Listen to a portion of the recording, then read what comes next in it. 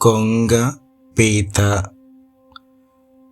ఒక సరస్సులో ఒక కొంగ ఉండేది. అది కొంగ జపం చేస్తూ చేపలు దగ్గరికి రాగానే గటుక్కున మింగేది. కొంగ మోసం చేపలకు తెలియదు. ఒకసారి ఎండాకాలం బాగా వచ్చింది. ఎండలు మండిపోతున్నాయి. సరస్సులో నీళ్లు తగ్గుతుంటే కొంగకు భయం పట్టుకుంది. అయ్యో, కొలను ఎండిపోతే చేపలు చనిపోతాయి, అప్పుడు నాకు ఆహారం ఎట్లా అని ఆలోచించసాగింది. అప్పుడు అది ఒక పథకం వేసింది. అది చేపల దగ్గరికి వచ్చి, ఓ చేపల్లారా, గొప్ప ప్రమాదం రాబోతుంది. ఈ కొలను ఎండిపోతుంది. దీన్ని నమ్ముకున్నారంటే మీకు మరణమే తథ్యం. నా సంగతి వీరు. నీరు ఎక్కడుంటే అక్కడికి ఎగిరిపోతాను. మీ గురించే బాధపడుతున్నాను అని నటించింది. అప్పుడు చేపలన్నీ కొంగ కొంగ, మమ్మల్ని రక్షించి పుణ్యం కట్టుకోవా అని అడిగాయి. కొంగ అనుకున్నదే పారింది. అప్పుడు కొంగ, సరే, ఇక్కడికి దగ్గరలోనే మరొక సరస్సు ఉంది. నిన్ననే చూసి వచ్చాను. మిమ్మల్ని ఒక్కొక్కరిని అక్కడికి తీసుకెళ్తాను. అక్కడ అందరం హాయిగా బ్రతకవచ్చు అంది. దానికి చేపలు కృతజ్ఞత తెలిపాయి. ఆ చెరువులో ఒక పీత కూడా ఉండేది. ఆ పీతకి ఈ కొంగ మీద అనుమానంగా ఉండేది. కొంగ రోజుకొక్కొక్క చేపని నోట కరుచుకొని ఎగిరి వెళ్ళి ఒక రాయి మీద పెట్టుకొని హాయిగా తిని మళ్ళీ తిరిగి వచ్చేది. ఇలా రోజు ఎన్నో చేపలు కొంగకు బలి అయిపోయాయి. అయితే అక్కడతో ఆగలేదు. ఒకరోజు ఎండ్రకాయ వంతు వచ్చింది. ఆ పీత చేపల కంటే పెద్దది, కొంగ ముక్కుకు అందదు. అందుకని పీత, నా మెడని పట్టుకో, లేకపోతే జారి కింద పడి పోతావు, జాగ్రత్త అని చెప్పింది. పీత కొంగ మెడ తన డెక్కలతో పట్టుకుంది. కొంగ కొలను దగ్గరికి కాకుండా పెద్ద రాయి దగ్గరికి వెళుతుంది. కొంగ మోసం చేస్తుందని పీతకు అర్థమైపోయింది. అప్పుడు తన బలమైన డెక్కలతో కొంగ మెడను పీత కొరికింది. కొంగ మెడ తెగి విలవిలా తన్నుకు చనిపోయింది. పీత మెల్లగా పాకి కొలనులోకి వెళ్ళిపోయింది.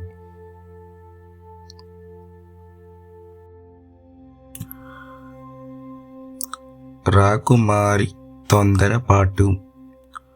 పట్టు వదలని విక్రమార్కుడు చెట్టు వద్దకు వెళ్ళి చెట్టుపై నుంచి శవాన్ని దించి భుజాన వేసుకొని ఎప్పటిలాగే మౌనంగా శ్మశానం కేసి నడవసాగాడు. అప్పుడు శవంలోని బేతాళుడు, రాజా, నువ్వు పట్టుదలతో పూనిన కార్యాన్ని ఫలింపజేసుకోవాలని ఇంత అర్ధరాత్రి వేళ శ్మశానంలో ఇక్కట్లు పాలవుతుండడం ఎవరికైనా ఆశ్చర్యం కలిగిస్తుంది. కానీ ఇన్ని శ్రమల కోర్చి నువ్వు కార్యఫలం పొందాక దానితో తృప్తి పడగలవా? లేక వజ్రపురి రాకుమారిలా అవివేకంగా అసందర్భంగా సాధించిన దానిని చేతులా జారవిడ్చుకుంటావా అన్న అనుమానం కలుగుతున్నది. ఎందుకంటే కొన్ని కార్యాలను సాధించడానికి కష్టం, పట్టుదల ఉంటే సరిపోతాయి. అయితే ఫలితాన్ని అనుభవించడానికి వివేకం, లోకజ్ఞానం అవసరం అవుతాయి. ఇందుకు ఉదాహరణగా వజ్రపురి రాకుమారి కథ చెబుతాను. శ్రమ తెలియకుండా విను అంటూ ఇలా చెప్పసాగాడు. పూర్వం ఒకసారి తూర్పు సముద్ర తీరపు కొండ ప్రాంతాల వెంబడి ఎడతెరిపి లేని వర్షంతో పాటు తుఫాను గాలులు చెలరేగాయి. ఆ సమయంలో కూలిపోయిన కొండ చర్యల్లో ఒకచోట అతి ప్రాచీనమైన శివాలయం ఒకటి బయటపడింది. ఆ వార్త ఆ ప్రాంతాన్ని పాలించే వజ్రపురి రాజు సూర్యవర్మకు తెలిసే వచ్చింది. సూర్యవర్మ కుమార్తె సులక్షణ గొప్ప శివభక్తురాలు. ఆమె తండ్రితో, నాన్నగారు, తుఫాను తాకిడికి బయటపడిన ఆ పురాతన శివాలయం మన రాజధానికి అతి సమీపంలోనే ఉండడం మన అదృష్టం. నా పర్యవేక్షణలో అక్కడ 4-5 మాసాల్లో శివుడికి అద్భుతమైన ఆలయాన్ని పునర్నిర్మిస్తాను అన్నది ఆనందంగా. సూర్యవర్మ తన అంగీకారం తెలిపాడు. మంచి ముహూర్తాన శివాలయ పునరుద్ధరణకు కార్యక్రమం ప్రారంభమైనది. సులక్షణ రోజులో చాలా భాగం పనివాళ్లకు, శిల్పులకు సూచనలు ఇస్తూ ఆ కొండ వద్దనే గడిపేది. ఒకరోజు మధ్యాహ్నం విశ్రాంతి తీసుకుంటున్న ఆమెకు అతి మనోహరమైన మురళీగానం దూరం నుంచి వినవచ్చింది. అందరూ ఎవరి పనుల్లో వాళ్ళున్నారు. ఆమె గానం వస్తున్న దిశగా వెళ్ళింది. ఒకచోట పచ్చిక మైదానంలో కొన్ని గొర్రెలు మేస్తున్నవి. నిండా 25 నిండని ఒక యువకుడు చెట్టు కింద కళ్ళు మూసుకొని కూర్చొని తన్మయత్వంతో మురళిని వాయిస్తున్నాడు. అతడి అందం చూసి సులక్షణ అమితాశ్చర్యం చెందింది. పాట పూర్తి చేసి కళ్ళు తెరిచిన యువకుడు ఎదుటిగా నిలుచున్న సులక్షణను చూసి ఉలిక్కిపడ్డాడు. ఆమె చిన్నగా నవ్వి, నేను రాకుమారి సులక్షణను, నీ మురళి పాటను మెచ్చాను, నీ పేరేమిటి అని అడిగింది. అప్పుడు ఆ యువకుడు, నా పేరు ముకుందస్వామి అని సులక్షణకు నమస్కరించి గొర్రెలను తీసుకొని వెళ్ళిపోయాడు. అది మొదలు సులక్షణ రోజు రహస్యంగా ముకుందస్వామిని కలుసుకొని మురళి మీద తనకు నచ్చిన పాటలు పాడించుకునేది. ముకుందస్వామి ఆమెకు మురళి వాయించడం నేర్పేవాడు. ఆమె అతడికి నాగరికపు ప్రవర్తన, ఎదుటివారితో మాట్లాడవలసిన తీర్పు, నేర్పించేది. నెల తిరిగేసరికి ఇద్దరు చాలా సన్నిహితులయ్యారు. ఒకనాడు కొద్దిసేపు మురళి వాయించగానే సులక్షణకు పొలమారి దగ్గు వచ్చింది. అది చూసి ముకుందస్వామి ఆమెతో, ఇక్కడికి దగ్గరలోని చిన్నతనం నుంచి నేనెరిగిన అవ్వ ఉన్నది. ఆమె గుడిసె వెనక ఉన్న బావి నీళ్ళు కొబ్బరి బొండం నీళ్ళలాగా తీయగా ఉంటాయి అని సులక్షణను కొండ మలుపు బాటలో పక్కనే ఉన్న అవ్వ గుడిసె దగ్గరకు తీసుకువెళ్ళాడు. చుట్టూ పచ్చని చెట్లు, పూల మొక్కలు, పర్ణశాలలా ఉన్న అవ్వ గుడిసె చూసి సులక్షణ ఆశ్చర్యపోయింది. కాళ్ళ సవ్వడి విని గుడిసెలోంచి అవ్వ బయటకు వచ్చి సులక్షణను చూసి, ఎవరమ్మా నువ్వు? ఏమనుకోకు, మా ముకుందానికి అందానికి దీటైన అందగత్తెను ఇన్నాళ్లకు చూశాను అన్నది బోసి నవ్వుతో. ఇది విన్న సులక్షణకు సిగ్గు ముంచుకు వచ్చింది. ముకుందస్వామి చెప్పగా అవ్వ గుడిసెలోకి పోయి ఓ లోటాతో నీళ్లు తెచ్చి సులక్షణకు ఇచ్చింది. సులక్షణ నీళ్లు తాగి అవ్వతో, నీ గుడిసె ముందు నేనెన్నడూ ఎరగని కమ్మని పూల వాసన వస్తుంది అవ్వ, నాకెంతో హాయిగా ఉంది అన్నది. ఇది పొగడ పూల వాసన అంటూ అవ్వ కింద రాలిన పొగడ పూలు ఏరి ఓ దండగుచ్చి ఎంతో సంతోషంగా సులక్షణ తలలో తురిమింది. ఆ తర్వాత ముకుందస్వామి ఆమెను వెంటబెట్టుకొని కొండ మలుపు దాకా వచ్చి అక్కడ దిగవిడిచి గొర్రెలతో తోలుకొని వెళ్ళిపోయాడు. ఆ రోజే తను పెళ్ళంటూ చేసుకుంటే ముకుందస్వామిని చేసుకోవాలని సులక్షణ నిర్ణయించుకున్నది. ఆ రాత్రి ఆమె మందిరంలోకి రాజు సూర్యవర్మ వచ్చి, అమ్మ, ఉదయగిరి యువరాజు శ్రీదత్తుడు నిన్ను వివాహమాడదలిచినట్టుగా వర్తమానం పంపాడు. అతడు అన్ని విధాలా తగినవాడో కాదో చూడాలి కదా. అందువల్ల 2 రోజుల పాటు మనము అతిథిగా గడిపి వెళ్ళమని ఆహ్వానం పంపించాను. అతను రేపు సాయంకాలానికి నగరం వస్తాడు అని చెప్పాడు. ఆ సమయంలో ముకుందస్వామి ప్రస్తావన తండ్రి ముందు తీసుకురావడానికి సులక్షణకు ధైర్యం చాలలేదు. మరునాడు మధ్యాహ్నం సులక్షణ ముకుందస్వామికి సంగతి చెప్పి, ఆ యువరాజు శ్రీదత్తుడికి నేను నచ్చి తీరుతాను. ఒకవేళ తొందరపడి మా నాన్న అతడికి మాట ఇస్తే ఆ తర్వాత దానికి తిరుగుండదు అన్నది దిగులుగా. అప్పుడు ముకుందస్వామి అవ్వను సలహా అడుగుదాం పదా అన్నాడు. ఇద్దరూ అవ్వ గుడిసెకు వెళ్ళారు. సులక్షణ అవ్వకు జరిగింది చెప్పి, మా నాన్న నా ఇష్టాన్ని కాదనడు. ముకుందస్వామి అన్ని విధాలా మా నాన్నకు నచ్చుతాడని నమ్మకం నాకున్నది. అయితే ముకుందస్వామిని మా నాన్న దగ్గరకు తీసుకెళ్లే ధైర్యం నాకు లేదు అన్నది. అవ్వ కొంచెం సేపు ఆలోచించి, ఇందులో మనం భయపడవలసింది ఏమీ లేదు, మతులు పోగొట్టుకోవాల్సింది కూడా లేదు. ముకుందస్వామిగా కాక యువరాజు శ్రీదత్తుడిగా వెళ్ళి మీ నాన్నను కలుసుకుంటాడు. ముకుందుడు మీ నాన్నకు నచ్చుతాడనే నమ్మకం నీకున్నది కదా, ఇకనే కథ సుఖాంతం అన్నది అవ్వ.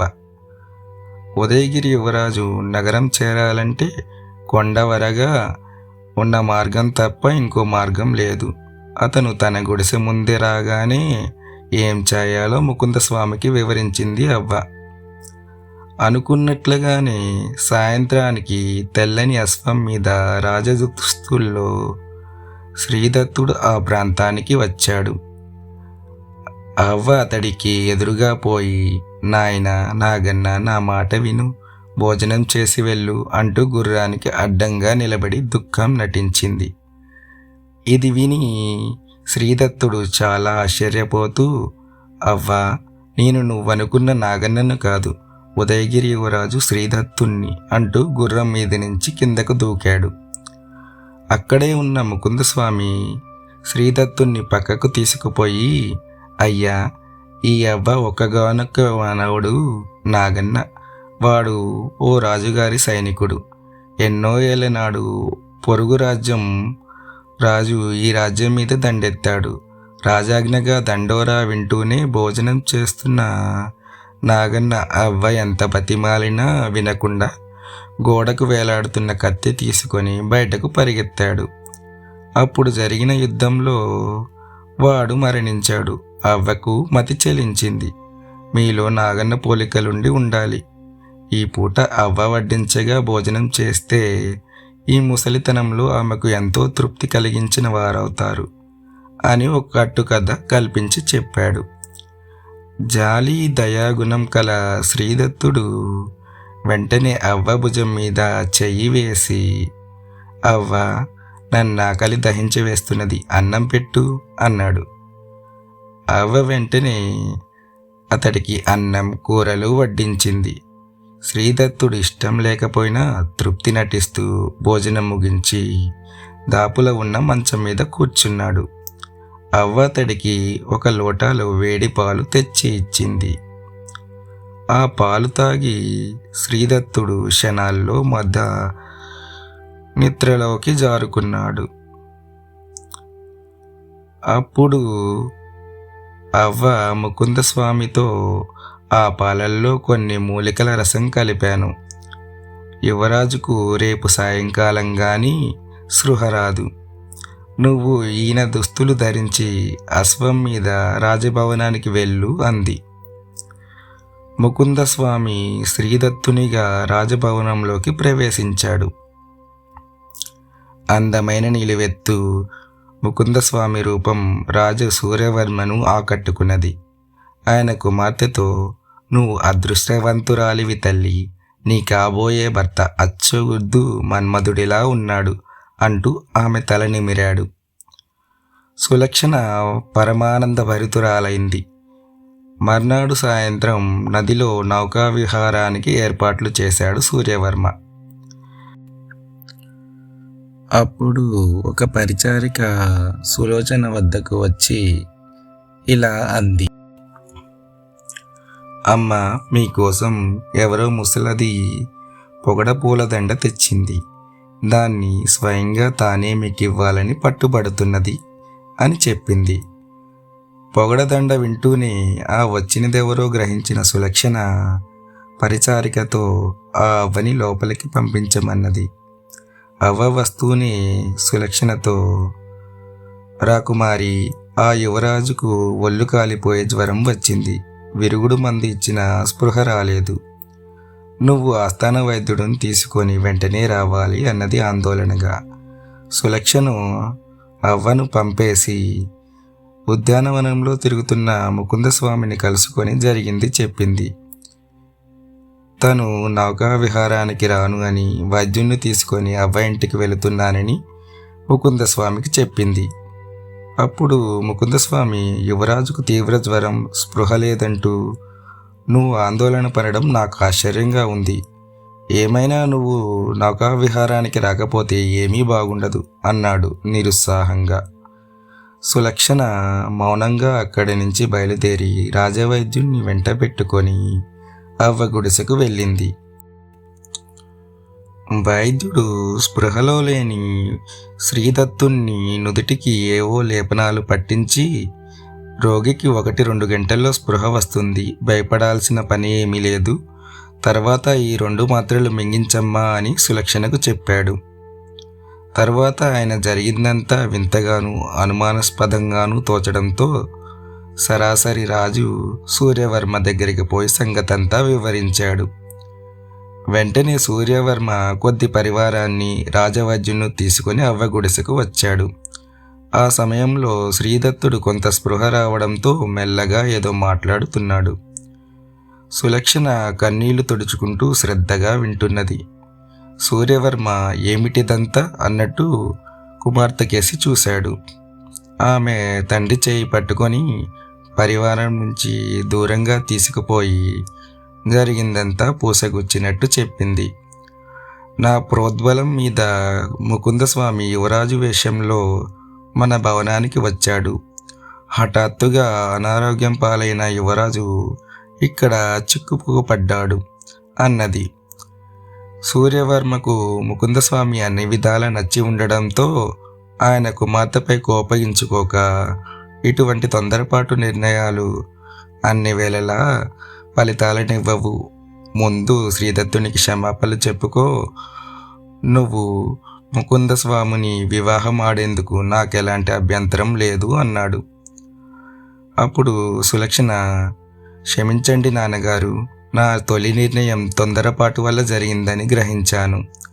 నేను శ్రీదత్తునికి క్షమాపణ చెప్పుకుంటాను, కానీ అది ముకుందస్వామిని వివాహం ఆడేందుకు కాదు, శ్రీదత్తుని వివాహం ఆడేందుకే. నాకు కాబోయే భర్త భవిష్యత్తులో ఈ రాజ్యానికి రాజవుతాడు. ప్రజాక్షేమం, రాజ్యరక్షణ అన్నిటికన్నా ముఖ్యం కదా అన్నది సులక్షణ. బేతాళుడు ఈ కథ చెప్పి, రాజా, రాకుమారి సులక్షణకు మొదట్లో తాను ముకుందస్వామిని వివాహమాడటం తన తండ్రికి ఇష్టం కాదేమో అని భయపడింది. కానీ అతన్ని వివాహమాడేందుకు తన తండ్రి పూర్తి ఇష్టాన్ని తెలియపరిచాడు. అయినా ఆమె ముకుందస్వామిని నిరాకరించి శ్రీదత్తుణ్ణి వివాహమాడాలని కోరుకుంది. అది అవివేకంగాను అసందర్భంగాను లేదా? ఈ సందేహాలకు సమాధానం తెలిసి చెప్పకుండా పోయావో నీ తల పగిలిపోతుంది అన్నాడు. దానికి విక్రమార్కుడు, ముకుందస్వామి స్వయం ఆలోచన శక్తి లేనివాడు, పైపెచ్చు స్వార్థపరుడు. ముక్కు ఎరుగని ఒక ముసలిదాన్ని సంతృప్తి పరిచేందుకు శ్రీదత్తుడు తాను రాజభవనానికి వెళ్లకుండా వాయిదా వేసుకున్నాడు. దీన్ని బట్టి అతడిది ఎదుటివారి కష్టాలకు చెలించే జాలిగుండె అని తెలుస్తున్నది. ఇది ప్రజాపాలకుడికైన వాళ్లకు ఉండాల్సిన ప్రధాన లక్షణం. ఇక ముకుందస్వామి మనస్తత్వం ఇందుకు పూర్తిగా విరుద్ధం. అతడు స్వార్థం కొద్దీ అల్లిన కట్టుకథ కారణంగా శ్రీదత్తుడు అస్వస్థుడై స్పృహ కోల్పోయిన స్థితిలో ఉన్నాడని తెలిసినా అతను చలించలేదు. పైగా రాకుమారి సులక్షణను తనతో పాటు నౌకా విహారానికి రావలసిందిగా కోరాడు. అటువంటి స్వార్థపరుడు దయ, జాలి అంటే ఏమిటో తెలియనివాడు తన భర్త అయ్యి ఆ తర్వాత దేశానికి రాజైతే ప్రజలు ఎన్ని ఇక్కట్లకు గురవుతారో సులక్షణ గ్రహించింది. అందుకే ఆమె ముకుందస్వామిని నిరాకరించి శ్రీదత్తుణ్ణి వివాహమాడాలనుకున్నది. ఇది ఎంతో వివేకవంతమైన సందర్భిచిత నిర్ణయం అన్నాడు. రాజుకు ఈ విధంగా మనోభంగం కలగగానే బేతాళుడు శవంతో సహా మాయమై తిరిగి చెట్టెక్కాడు. కథ సమాప్తం.